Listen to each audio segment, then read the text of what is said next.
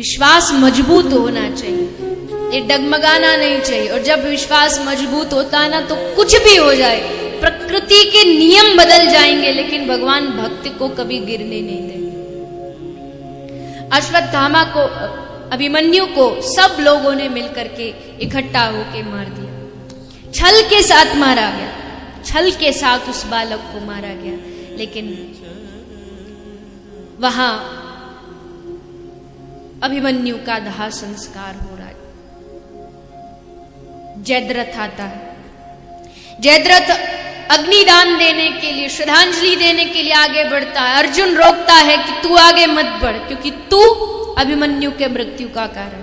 और आज अर्जुन मैं प्रतिज्ञा करता हूं कि कल अगर सूर्यास्त से पहले तुझे मार नहीं दिया तो मैं सबके सामने, सबके समक्ष खड़ा होकर अग्नि में अपने शरीर को त्याग दूं। अब दुर्योधन को इससे बड़ा मौका क्या मिल सकता है? अगर कल जयद्रथ नहीं मरा तो समझो अर्जुन गया। अब कुछ भी हो जाए, बस जयद्रथ तक अर्जुन पहुंचना नहीं चाहिए। पूरी जितनी सेना, जितना बल सब लगा दिया जयद्रथ की सुरक्षा में। उसके शिविर के बाहर लाइन लगी है रक्षकों की। अर्जुन ने युद्ध आरंभ किया। करते करते करते आगे बढ़ता बढ़ता बढ़ता अर्जुन पूरी शक्ति लगा दी, लेकिन पहुंचने में असमर्थ है, नहीं पहुंच पा रहा जयद्रथ के पास। सांझ होती जा रही है, सूर्य ढलने का वक्त नजदीक आता जा रहा है, नजदीक आता जा रहा है। दुर्योधन बड़ा खुश हो रहा है मन ही मन कि चलो अच्छा हुआ, सूर्यास्त होने वाला और ये देखो अब तो गया ये काम से। बड़ा खुश है मन ही मन। अर्जुन घबरा रहा है, लेकिन करूं क्या? भगवान कृष्ण की ओर एक नजर घुमाई, एक नजर देखा। भगवान समझ गए कि अर्जुन अब इसके हाथ में नहीं। कृपा सिंधु भगवान ने अपनी नजर ऊपर घुमाई। जैसे नजर ऊपर घुमाई तुरंत सूर्यास्त हो गया। सूर्यास्त हो गया, चारों तरफ अंधेरा छा गया। दुर्योधन खुश हो गया, जयद्रथ नाचने लगा कि आज तो अर्जुन अब गया। जिस बिल में छुपा बैठा था वहां से निकल करके बाहर आ गया।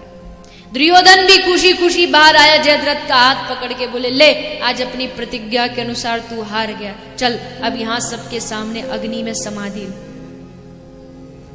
अर्जुन ने बाण रखा, धनुष रखा, अग्नि प्रज्वलित की गई और अर्जुन उसमें बैठने ही वाला है। तभी कृष्ण ने कहा, अर्जुन रुक। अर्जुन रुके। तुरंत भगवान कृष्ण ने नजर ऊपर की और जैसे नजर ऊपर की, सूर्य के ऊपर एक बादल की घटा छा गई थी। नजर घुमाते ही घटा हट गई और जैसे घटा हटी सूर्योदय हुआ। भगवान ने कहा, अर्जुन ये रहा सूर्य, ये रहा धनुष और ये रहा जयद्रथ। उठा धनुष बाण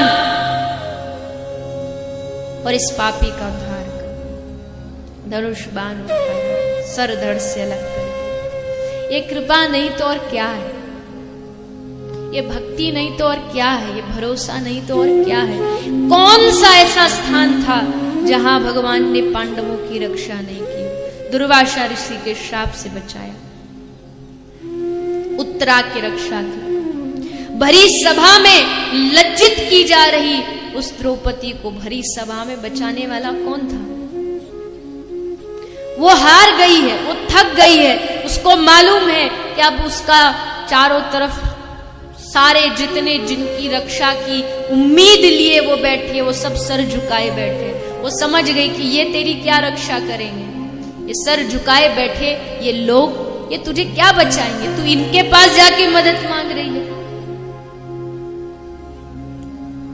ठाकुर को पुकारा और भगवान ने आकर के साड़ी बढ़ाई और इतनी बढ़ाई कि वो दुशासन समझ नहीं पाया साड़ी है कि नारी है, नारी है कि साड़ी है। खींचता खींचता खींचता धड़ाम से पृथ्वी पर धरा पर आ गिरा, लेकिन साड़ी का कहीं अंत नहीं मिला। ये कृपा नहीं तो क्या? जब जब जीवन में कभी कभी भी परिस्थितियां आती है तो बस इन पांडवों की कथा को याद करो। जब वो उनकी रक्षा कर सकता है तो क्या वो हमारी रक्षा नहीं कर सकता?